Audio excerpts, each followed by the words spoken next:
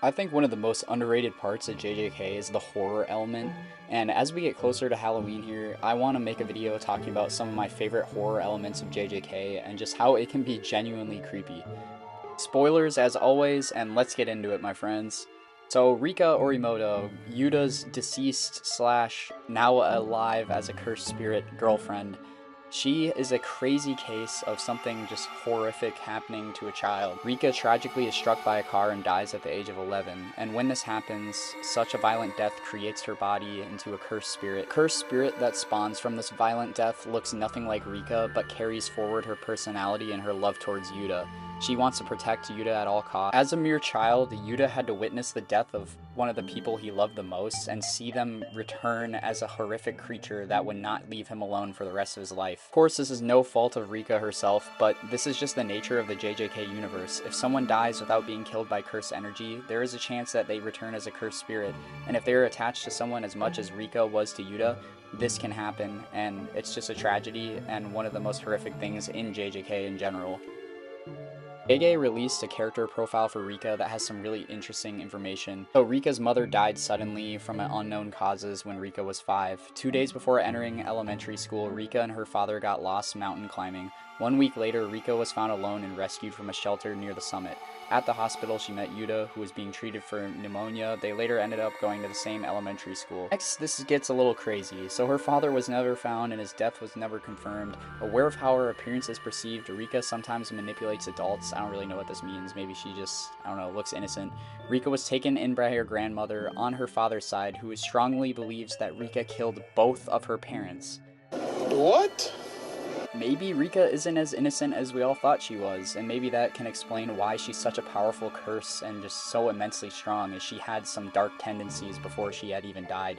But that character profile is crazy, and Rika's case in general is just crazy sad and tragic, but that character profile really threw me off, and I think it can help explain why Rika is such a terrifying beast. We know after JJK 0 that Rika is more or less now a Shikigami after her soul was kind of released by Yuta.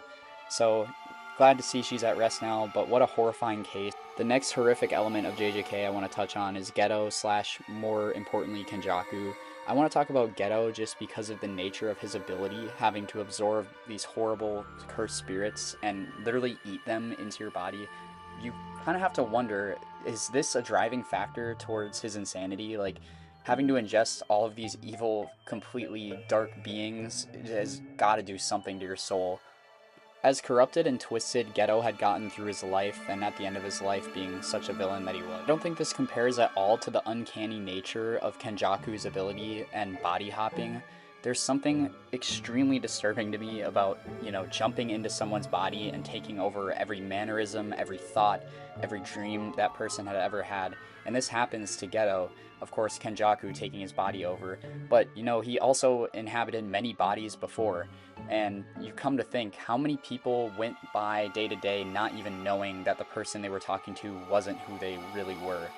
I mean, the stitches on the forehead should be an obvious giveaway, but, if people don't know about this ability, they can just think that they had, brain surgery or something, a horrific injury happened to their head. Something that's also extremely unsettling is this guy is literally the main character's mom for, like, the entire show, and you never know because he was able to take over bodies. It's just extremely uncanny and weird, and Kenjaku is a perfect villain to kind of fit that uncanny, weird void.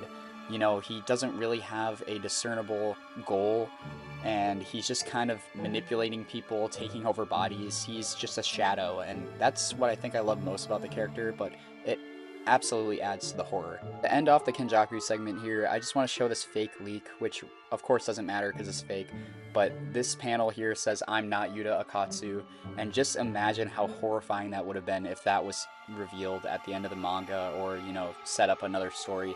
That would have been insane and extremely scary, but that's Kenjaku, and he really creeps me out. Next, I want to talk about Mahito, who kills countless people with idol transfiguration. But the show and manga is pretty casual about how horrific and how powerful this ability actually is. I mean, he's literally turning people into, like, these feral creatures who are mindless, but also have glimpses of their own humanity in it. And that's just so terrifying to think about, to become some monster that you know you're not supposed to be, but you cannot help your actions. And that's what happened to Junpei. And that's why we all hate Mahito, of course, but this ability is truly terrifying, and being one of the countless victims of Mahito would be horrible. And of course, the Shibuya incident, actually, if you didn't know, happens on Halloween itself. That's why all those people in the subway are dressed up. So plenty of people on Halloween died this way, and it's just a terrifying thought to think about. I think when talking about the art of JJK, not many people bring up how horrific some of the panels are. This specific panel, a lot of people talk about. So this is when one of the random soldiers from the US is patrolling and a cursed spirit approaches him and is just absolutely terrifying for no reason. How about this panel of Mahito while he's fighting Mekamaru? The lifelessness and evil look on his face is actually terrifying. And how about the merger? We might never have known what the merger looked like, but this is Gege's idea of what it looks like, and it is a giant kaiju-sized curse, and it's just absolutely menacing and gives off so much dread with this one panel, and this is all we see of it, and it really made its presence known. It is a terrifying looking creature and really shows off Gege's horror element.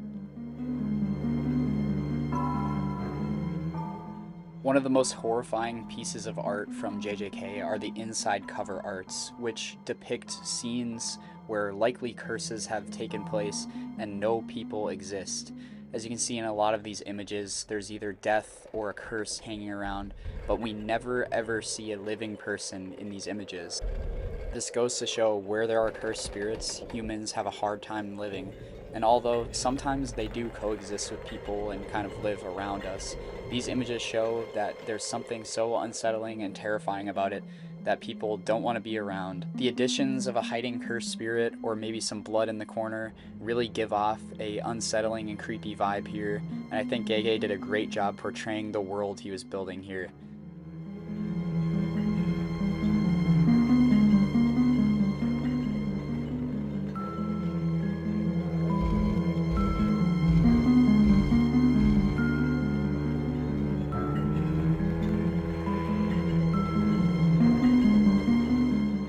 And to finish out this video, I just want to talk about the traditional scary things in JJK, like the immense power of the villains. I mean, Sukuna is terrifying in his power, but not really as a concept. I mean, he's a devil, he's like the worst thing imaginable, but there's just something about him that he's upfront, he's forward, he's evil, and it's not this liminal space that we have with those images that Gege drew. There's something about that is so off-putting and creepy. It's something to do with the art, and I think Gege was extremely underrated with how he did some of these panels and artwork.